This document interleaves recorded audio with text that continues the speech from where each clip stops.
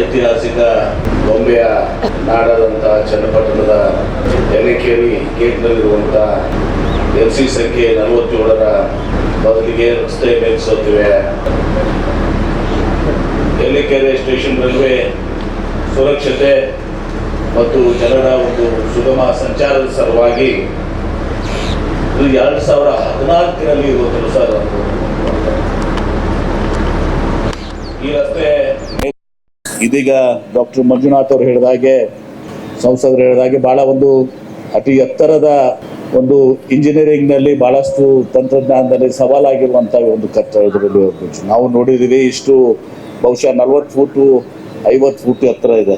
ಆದರೆ ಇವತ್ತು ಇದು 2014ರಲ್ಲಿ ಪ್ರಾರಂಭ ಆಗಿ ಅಂದು ಭಾಳಷ್ಟು ಇದಕ್ಕೆ ಇಲ್ಲಿಯ ಭೂಸ್ವಾಧೀನದ ಒಂದು ಪ್ರಕ್ರಿಯೆಗೆ ವಿಳಂಬ ಆಗಿ 2023ರಲ್ಲಿ ಇವತ್ತು ಸಹ ಇದು ಅಂತಿಮವಾಗಿ ಪ್ರಾರಂಭ ಆಗಿ ಇವತ್ತು 26ಕ್ಕೆ ಇವತ್ತು ಸಹ ಲೋಕಾರ್ಪಣೆ ಆಗಿದೆ.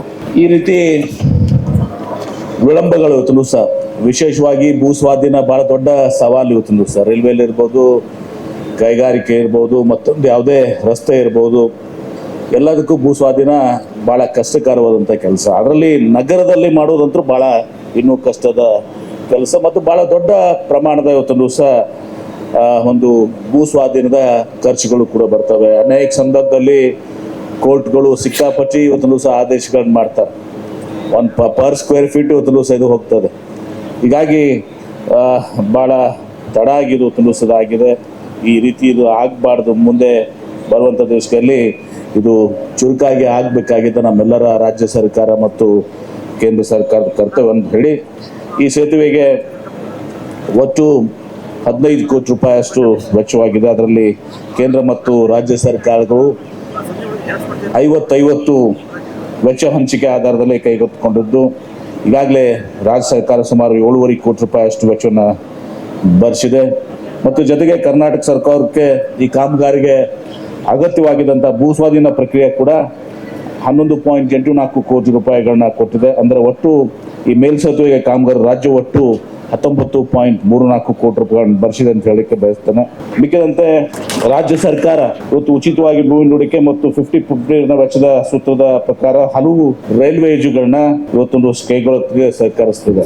ಆ ವಿಚಾರಗಳನ್ನ ಸುದೀರ್ಘವಾಗಿ ನಾನು ಹೇಳಲಿಕ್ಕೆ ಬಯಸಲು ಸುಮಾರು 9 ಯೋಜನೆಗಳನ್ನ ಕೇಂದ್ರ ಸರ್ಕಾರ ಮತ್ತು ರಾಜ್ಯ ಸರ್ಕಾರ ಇದು ಭೂಸ್ವಾಧೀನ ಪ್ಲಸ್ ರಾಜ್ಯ ಸರ್ಕಾರ ಮತ್ತು 50-50 ಅನುದಾನದಲ್ಲಿ ಇವತ್ತು ಸಹ ಅಂದು SN ಕೃಷ್ಣ ಅವರಿದ್ದಾಗ ಪ್ರಾರಂಭ ಮಾಡಿರುವಂಥದ್ದು. ಇದೆಲ್ಲ ನಾವು ಶೇರಿಂಗ್ ಮಾಡಿದಾಗ ಈಗಾಗಲೇ ಈ ಎಲ್ಲ ಯೋಜನೆಗಳಿಗೆ ರಾಜ್ಯ ಸರ್ಕಾರ ಸುಮಾರು 5,757 ಕೋಟಿ ರೂಪಾಯಿಗಳನ್ನ ಮತ್ತು ಯೋಜನೆಗೆ ಒಟ್ಟು 16,916 ಎಕರೆ ಜಮೀನನ್ನ ಇವತ್ತು ರಾಜ್ಯಕ್ಕೆ ಕೊಡುವಂತ ಅಗತ್ಯವಿದೆ. ಅದರಲ್ಲಿ ಈಗಾಗಲೇ ರಾಜ್ಯ ಸರ್ಕಾರ ಸುಮಾರು 14,000 ಎಕರೆ ಭೂಮಿಯನ್ನ ಸ್ವಾಧೀನ ಪಡ್ಕೊಂಡು ಇವತ್ತು ಇನ್ನೂ 2,811 ಎಕರೆ ಇವತ್ತು ಸಹ ಭೂಮಿ ಸ್ವಾಧೀನ ಪ್ರಕ್ರಿಯೆ ಇವತ್ತು ಸಹ ಮಾತ್ರ ಇವತ್ತು ಸಹ ಬಾಕಿ ಇದೆ. ಇದು ಬಹಳ ಸವಾಲಿನ ಕೆಲಸ. ಮತ್ತು ಈ ರಸ್ತೆ ಮೇಲ್ಸೇತುವೆಗಳು ಎಲ್ಲೆಲ್ಲಿ 1 ಲಕ್ಷಕ್ಕಿಂತ ಜಾಸ್ತಿ ಇವತ್ತು ಒಂದು ಟ್ರಾಫಿಕ್ ಸೆನ್ಸಸ್ ಅನ್ನು ಮಾಡ್ಕೊಳ್ತೀವಿ.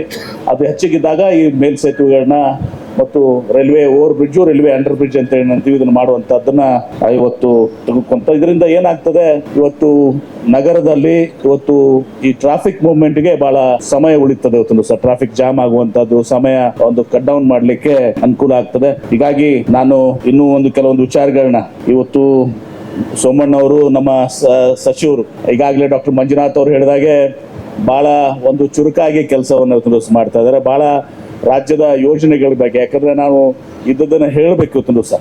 ಯಾಕಂದ್ರೆ ನಾವು ಯಾವುದಕ್ಕೆ ಅವ್ರಿಗೆ ವಿನಂತಿಯನ್ನು ಮಾಡ್ಕೋತೀವಿ, ತತ್ಕ್ಷಣ ಅವತ್ತು ಸಹ ಅದ್ರ ಬಗ್ಗೆ ಇವತ್ತು ಸಹ ಅವ್ರ ಕಾಳಜಿಯನ್ನ ವಹಿಸಿ ಅದನ್ನ ಜಾರಿ ತರುವಂತ ಪ್ರಯತ್ನವನ್ನ ಇವತ್ತು ಸಹ ನಮ್ಮ ಸಚಿವರು ಮಾಡ್ತಾ ಇದ್ದಾರೆ ಅನ್ನೋದನ್ನ ಮಾತನ್ನ ಬಹಳ ಹೆಮ್ಮೆಯಿಂದ ಇವತ್ತು ಸಹ ಅವ್ರಿಗೆ ನಾನು ಅವ್ರ ಕಾರ್ಯದ ಬಗ್ಗೆ ನಾನು ನನ್ನ ಮೆಚ್ಚುಗೆಯನ್ನ. ಕೇಂದ್ರ ಸರ್ಕಾರ ಇತ್ತೀಚೆಗೆ ಒಂದು 7 high speed rail networks announce ಮಾಡಿದೆ. ಕರುನಾಡು ಟೈಮ್ಸ್ ಚಾನೆಲ್ನಲ್ಲಿ ಸುದ್ದಿ ಮತ್ತು ಜಾಹೀರಾತು ನೀಡಲು ಈ ನಂಬರ್ಗೆ ಕರೆ ಮಾಡಿ.